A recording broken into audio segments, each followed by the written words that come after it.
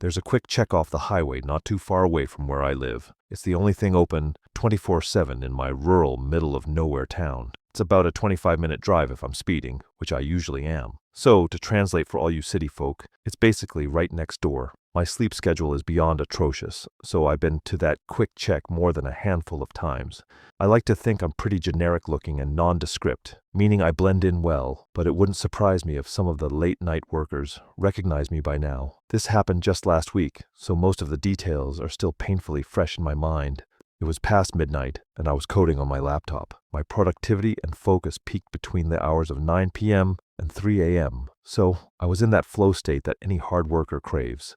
The problem with late-night grinding is that you go from perfectly comfortable to dying of hunger in a matter of minutes, which is exactly what prompted me to shut things down and grab something to eat around the reasonable hour of 2 a.m. Just so you have an understanding of everything, I should mention that the highway leading to the quick check is more of a local road than an interstate, so it's usually pretty dead. The ride there was relatively uneventful. I pulled into the quick check, ordered a sandwich from one of the counters, and roamed the aisles while I waited. The mix of caffeine I'm usually stimmed out on, and the ADHD I was born with makes it difficult for me to sit still. So I was just kind of pacing around one of the corners of the store when I noticed something. Facing one of the refrigerators that lined the back of the store was a person sitting crisscross on the ground. It was such an odd sight that I initially overlooked it, then snapped my head back around to make sure I hadn't imagined it. And I hadn't. There was literally a person sitting on the ground at the end of the aisle, facing the refrigerator like he was examining it. I couldn't see anything other than the brown coat and jeans he was wearing. I needed to get a better look at this guy, at his face at least. So, I walked a few aisles down. My plan was to turn the corner really quickly, get a good look at him, then turn back up one of the aisles, ideally before he noticed me looking. Staring at strangers so explicitly is obviously really rude, so I didn't want him to catch me doing it. I was trying to be inconspicuous about it, or at least appear like I was browsing the snacks, but I guess I didn't do a good job of that because as soon as I turned the corner to look at him, he whipped his head around and stared back at me. His movement was so abrupt that I actually froze up for a few seconds, forgetting what I was even doing there in the first place. And let me tell you, one look at this guy confirmed he was far from normal. Forget about the sitting on the ground and staring into the refrigerator. This guy was definitely on something, which I could tell from his abnormally wide eyes and the way his lip was vibrating, like it was fully quivering, almost as if he were cold, except it was actually kind of hot in there. And he was also wearing a jacket.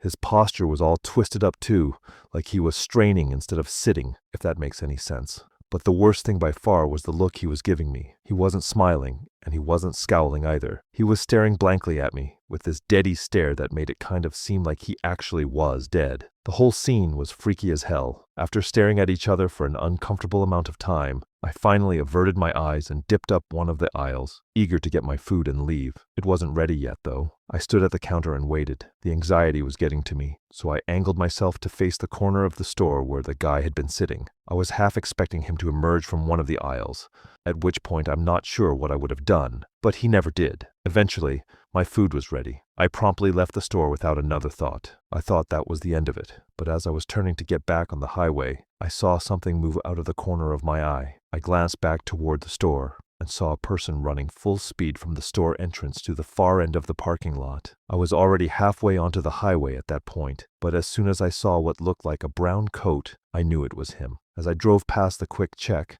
I looked over at it one more time to see that guy was now jumping into a truck.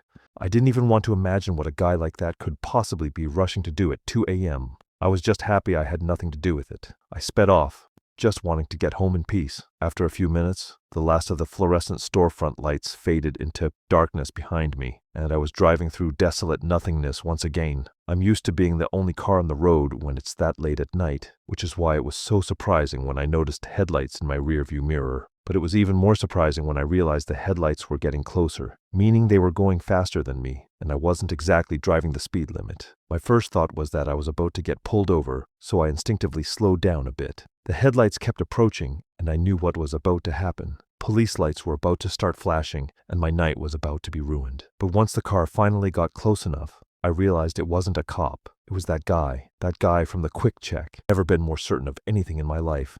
I slammed my foot back on the gas and got back up to speed.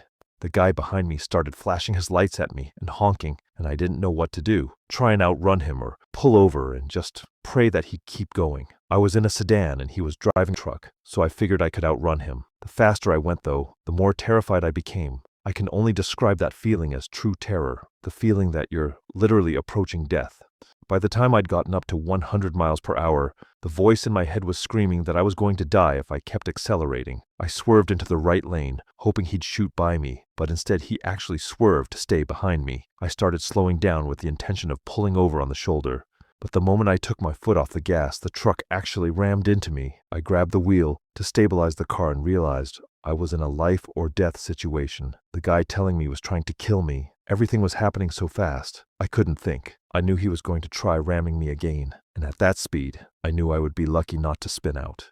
I don't know if it was the terror or my survival instincts kicking in, but the moment I saw him go for it, I swerved to the left and slammed on the brakes. The truck shot past me, and I watched as he swerved back and forth a few times before spinning out and shooting off the highway into the field. Despite how violently my hands were shaking and how terrified I was, I forced myself to start driving again. I sped the entire way home. As soon as I got inside, I called the police and reported the incident, although it's not like I could precisely describe where everything had gone down. They took my statement anyway, and I was happy to give it. I know for a fact that Quick Check had security cameras in their parking lot, so I'm pretty confident they'll end up catching that guy. It's only been a week since this happened, but I haven't heard anything yet. My car isn't dinged up too badly, but I still need to get it repaired. As for why in the world that guy had gone after me, your guess is as good as mine. I just hope I never see him again.